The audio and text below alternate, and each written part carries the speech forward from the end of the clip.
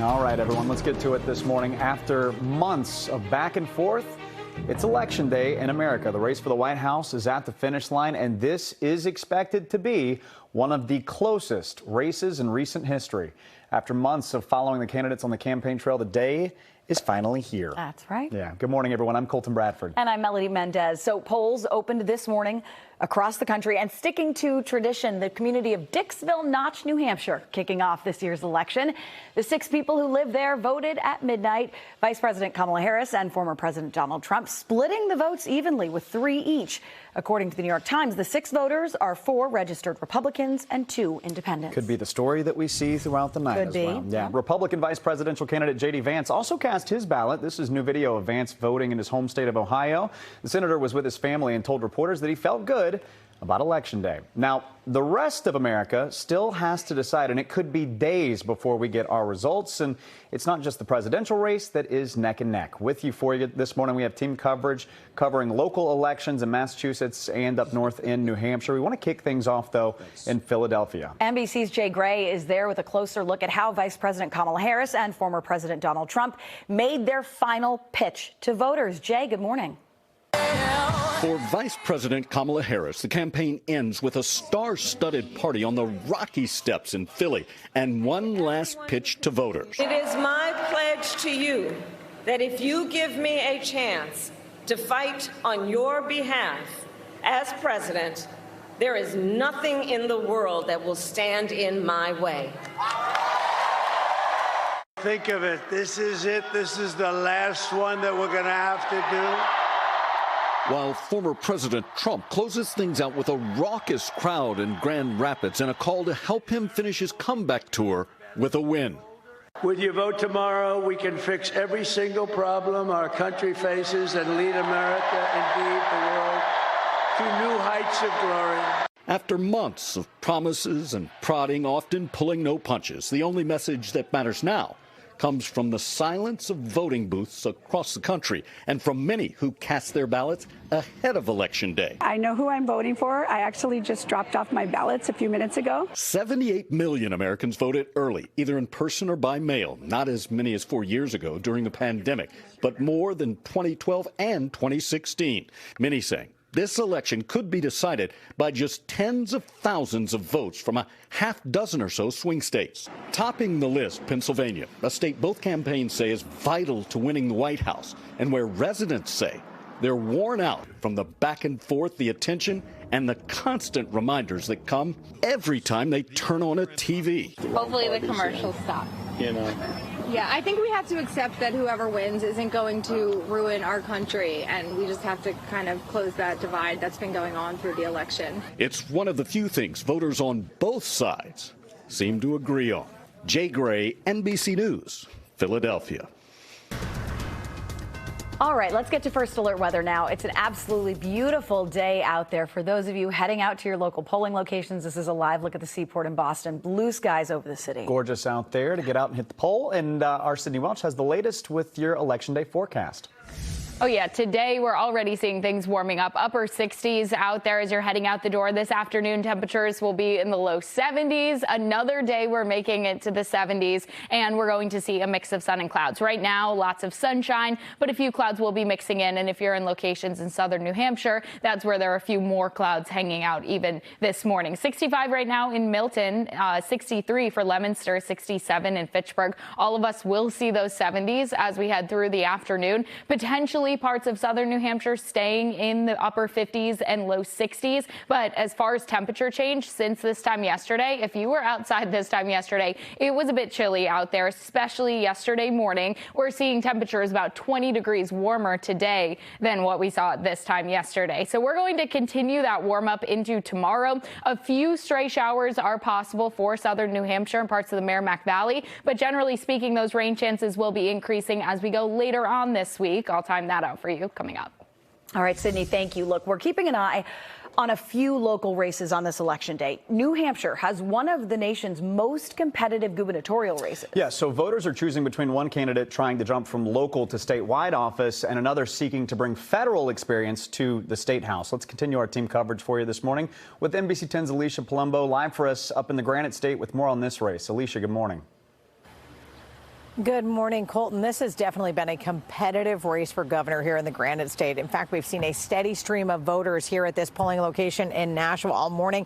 In fact, they were lined up around the corner for nearly an hour before the polls even opened. Republican gubernatorial candidate and former U.S. Senator from New Hampshire, Kelly Ayotte, cast her ballot here in Nashua this morning, while Democratic candidate for governor and former Manchester Mayor Joyce Craig voted in Manchester.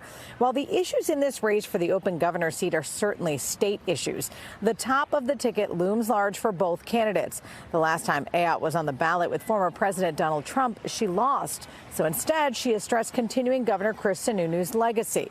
Vice President Kamala Harris is leading in the polls here, so Craig's campaign is encouraging voters to vote blue straight down the ticket while aligning Ayotte with Trump as much as possible. We feel great. You know, there's tons of enthusiasm, lines for people coming in to vote, new registrants.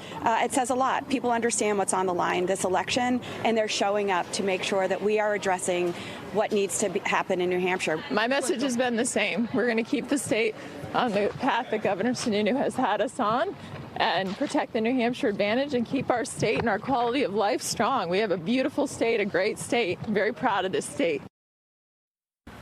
And coming up at 11:30, we'll hear what voters think of this tight race here in New Hampshire. For now, we're live in Nashua, New Hampshire. Alicia Palumbo, NBC 10 Boston. Alicia, thank you. Let's head south from Nashua right now, staying in the Merrimack Valley of Massachusetts. Voters here deciding who will represent them in the U.S. Senate for the next 6 years. Incumbent Democratic Senator Elizabeth Warren and Republican newcomer John Deaton both vying for votes in the Bay State. Senator Warren cast her ballot in Cambridge this morning. That's what you're seeing here. She's going for her third term in office, while Deaton voted in his hometown of Bolton. All right, what you are looking at right now, this is Maura Healey casting her vote in Arlington earlier this morning. It's down at the Hardy Elementary School. Right now, she told us that it was amazing to see kids there, emphasizing the importance of teaching the value of voting from a young age. Also, Boston Mayor Michelle Wu has cast her ballot. She was in Roslindale this morning at the Phineas Bates Elementary School. Now, after voting, she took some time to talk to us about security measures that are in place today to ensure a smooth day. You'll see that there's presence from Boston Police and lots of poll workers who are trained, multilingual, to make sure that there's full access to the ballot and that we're keeping everything working smoothly. The mayor also said she expects an incredibly close election tonight. All right, voters in Massachusetts are also deciding on 5 ballot questions. The outcomes could impact every single person in our state. NBC 10's Manash Kungwari is live in Everett for us this morning. So, Manash, break down these questions for us, all 5 of them. No, these 5 ballot questions will have a long-lasting impact on virtually everyone here in the state, all the way from grade school children to elders. Here in Everett, we're standing at the Memorial Library just off Broadway, where we've already seen a steady dose of voters, each of them saying they took their time on these questions. Oh, vote. Come out and vote. The message is clear. Vote for who you want. That's what America is. Today is voting day in a pivotal election. Whether it's for president, the state house, the state senate, or the governor's council, a lot is at stake for Massachusetts. But the ballot questions are expected to have a long-lasting impact. We'll begin with question 1, a conversation about transparency and accountability. Voters will decide whether the office of the state auditor should have the authority to audit the legislature. If passed, it would make some legislative activities subject to audit. This includes compliance with the employee training rules, cybersecurity norms, and purchasing activities. Question 2, should Massachusetts eliminate the 10th grade MCAS exam graduation requirement? A yes vote means students would still need to take the 10th grade MCAS, but would no longer need to earn a passing grade to graduate. Instead, districts would set their own criteria for graduation. Here's what voters say. I believe teachers don't get enough credit. They're the ones who know how smart the pupil is, not the state. I don't think the exam made me competitive for college, right? It was all the APs and the honors and the extracurriculars. Question 3, Should rideshare drivers like Uber and Lyft be able to unionize, allowing them to negotiate together for things like better pay and expanded benefits?